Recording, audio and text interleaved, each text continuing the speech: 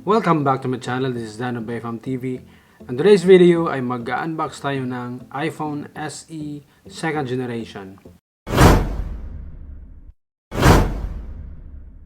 Ito na siya guys. Actually na-unbox ko na to sa shop. Pero i-unbox ko siya ulit. Pero bago yan, pakita ko muna sa inyo ang unboxing ko sa shop.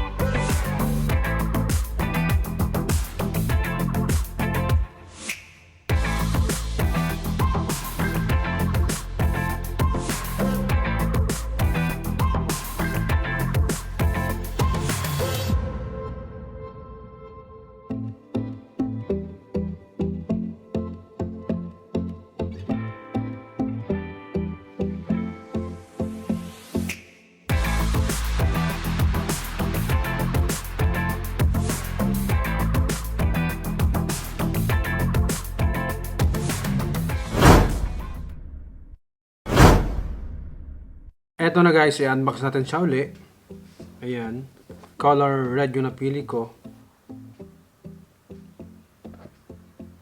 First, makikita natin yung mga documents, stickers, and injector pin.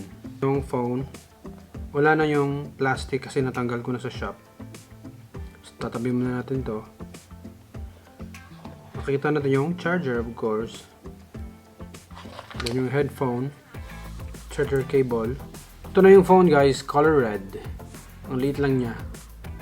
Ito yung iPhone SE 2nd generation 2020. Ang casing nito guys ay halos same lang ng iPhone 8. All red pero black yung face niya. Meron po itong A13 Bionic chips. Ito yung ginagamit sa mga 11 series na iPhone. Ang screen nito ay 4.7 inches. Wireless charging ready na siya. At may 4K at 60 frame per seconds na rin yung video niya. Sa back naman, meron siyang single camera lang na 12 megapixel. Sa front naman ay meron siyang 7 megapixel na may f2.2 aperture. Ang front and back camera niya ay may portrait. Same pa rin siya ng iPhone 8 na may home button. At water and dust resistant pa rin siya. Same pa rin siya ng iPhone 8, wala siyang headphone jack. Ang available na color nito is red, black and white. Ang storage naman niya is available at 64GB, 128 and 256. So itong nabili ko ay 128GB. So i-compare natin yung size ng iPhone SE 2020 sa iPhone SE first generation. Ang first generation kasi is same size lang ng 5 or 5S. Tapos ito naman yung sizes comparison ng 7 Plus sa SE. Ito naman yung sizes nila between 7 Plus and first generation. Maganda siya kasi sakto lang yung size niya lalo na sa mga malilit ang kamay.